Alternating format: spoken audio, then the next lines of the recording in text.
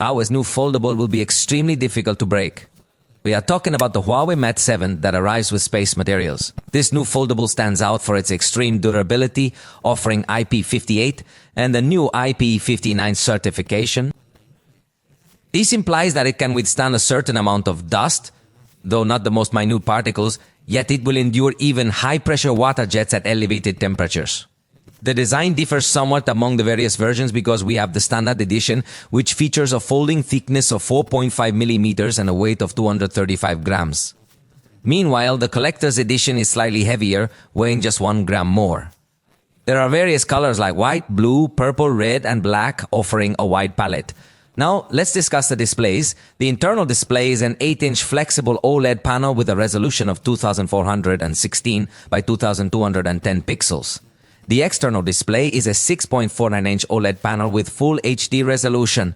Both displays use LTPO technology, ranging from 1 to 120 Hz, and feature a high attenuation rate of 4040 Hz. An essential detail is that the collector's edition's outer display is shielded by second-generation tempered basalt Kunlun glass, the toughest Huawei has produced so far, while the standard edition features second-generation Kunlun glass internally.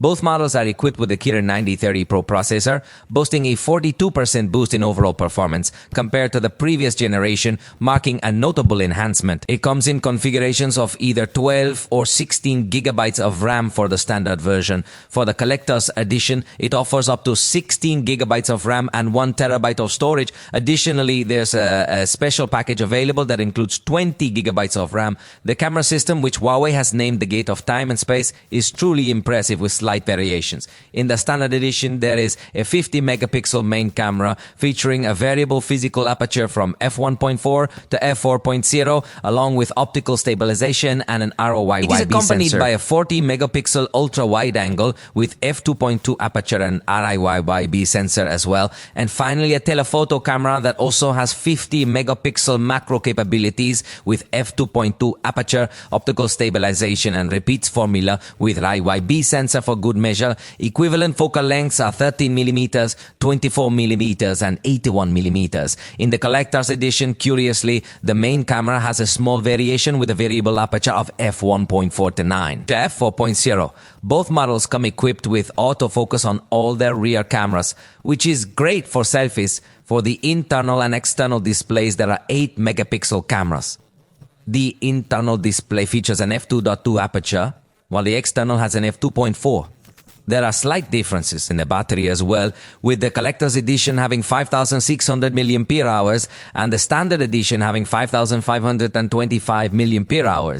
Both versions support fast charging, offering 66 watts when wired and 50 watts this wirelessly. This is a really powerful, highly attractive foldable in both of its versions. It includes two-way satellite communication by Baidu and Tiantong, though this feature is currently available only in China. If it ever launches globally, it will likely lose its satellite connectivity feature. The price for the most basic configuration is 12,999 yuan, which is approximately $1,830. On the other hand, the price for the most expensive configuration, known as the collector's edition, is 17,599 yuan, which is nearly $2,500. Although keep in mind that the prices here are different from those over there.